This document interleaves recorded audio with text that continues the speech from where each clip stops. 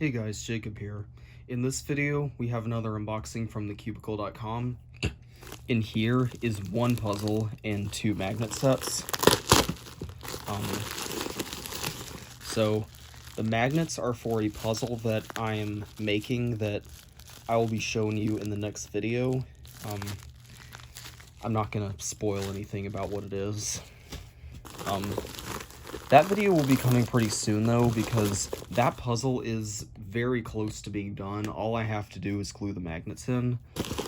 But anyway, the main focus of this video is this puzzle, which is the Shengshou 7-layer Jing's Pyraminx. So I have all of the other Jing's Pyraminxes from Shengshou right here. I have the 3x3 through 6x6. And now I get to add a 7x7 to it. So here it is. It looks very cool. Looks obviously like a more complex version of the 5-layered. Let's see how it turns. Okay, turning is about as expected. It turns very smoothly. Here it is compared to the 6x6. Looks very nice. Let's see if we can take any pieces out. Okay, so the mechanism looks very similar to the 6x6, with the second layer being easy to pop, and of course it's a split piece design. I can't wait to try and solve this puzzle. I don't think it's going to be that much harder than any of these other ones, but I mean, I'm going to scramble it, because I'm running out of things to say, and we're only about 2 minutes into the video, so I don't know. I'm going to try and solve it on camera just as filler, I guess.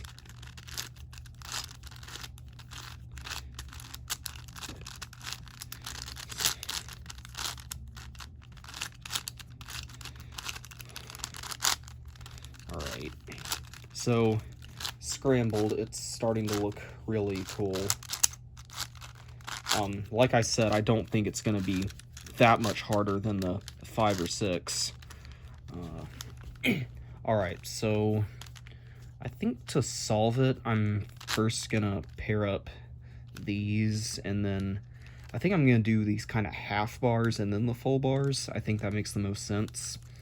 Kind of like you would on a higher order dodecahedron. So there's one, and then there's two. Of course, since there's only 3 sides on each face, this is not taking very long at all. Whereas a dodecahedron takes forever because there's just more of everything.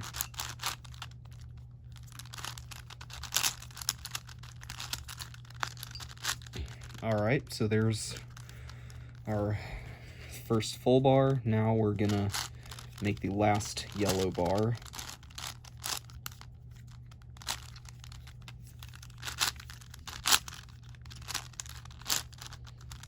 Okay, our first center is done. We are now going to move on to the green. We have a bar already done, so we're gonna insert that one. Wow, that one's already done too. Got kind of lucky there.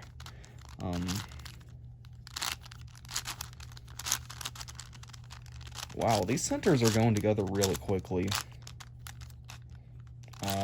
Let's see.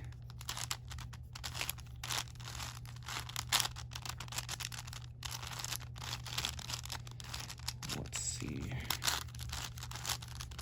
Alright, our green center is done. Now let's see how hard the last 2 centers are going to be. Okay, I see we already got a chunk there, so if we can just... let's move that out of the way to preserve it. Let's get that, and then... Alright, so we have our first chunk right there done. have a feeling I'm gonna need to do some commutators.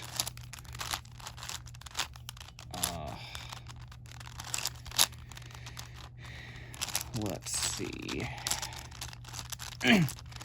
Like for the last two oblique pieces.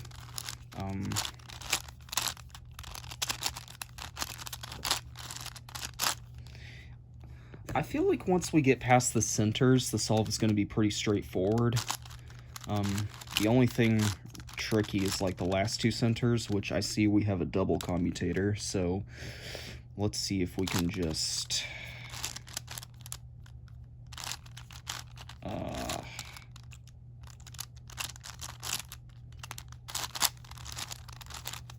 so we can do something like that.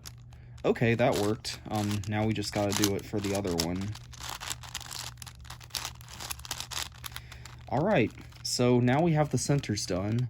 So what we're gonna do now is we're going to start pairing up the edges like we would on a 7x7 cube. So that should be pretty straightforward. I'm just gonna do whichever edges are most convenient.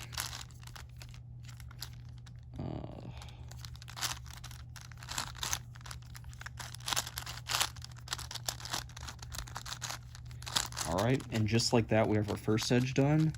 Now, let's see. Okay, red and green looks pretty convenient, so we're just gonna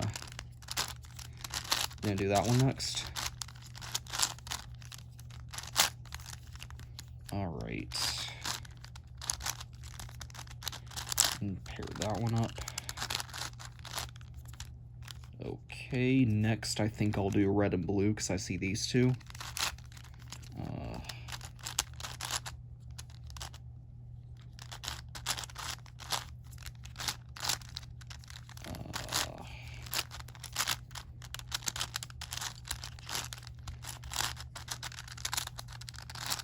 I'm trying to like be careful because I feel like it's gonna pop if I...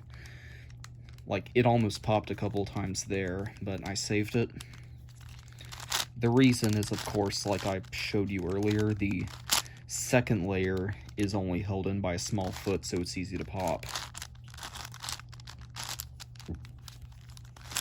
Okay, now we have our first three edges, which means we are halfway done, because there are only 6 edges, whereas on a cube there's 12.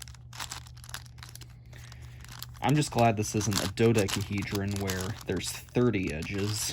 That just takes forever.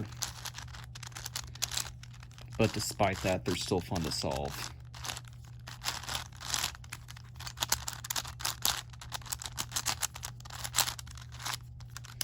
So we are now on to our last our last 2 edges. Don't know what happened with my voice there.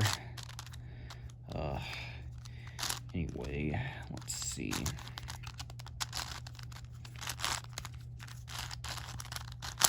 So, another thing to note is on these tetrahedron puzzles, you cannot get last 2 edge parity like you can on a cube.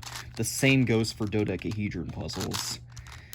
Now, the reason, I'm not 100% sure, but I think it has something to do with the number of edges, because it has to do with, like, whether or not it's a multiple of 4 or something like that. That would make sense, because on a cube, there's 12 edges, which is a multiple of 4. But on this one, there's 6, which is not, and on a dodecahedron, there's 30, which is also not a multiple of 4. So, that would make sense.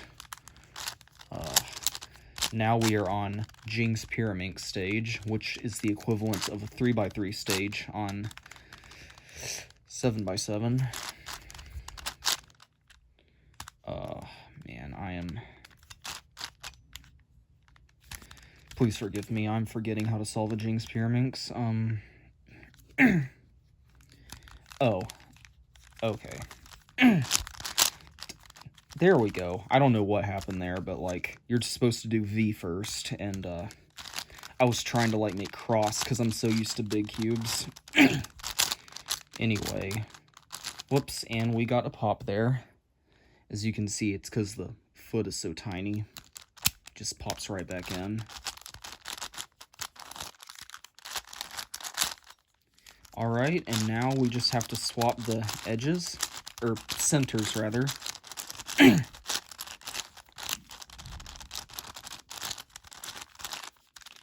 And there we go, we have solved our 7-layer Jing's Pyraminx.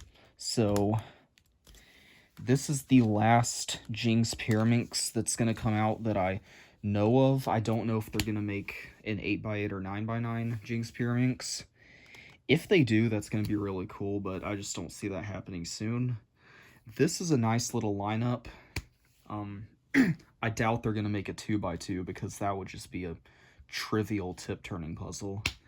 But anyway, thanks for watching, and I will see you in the next video.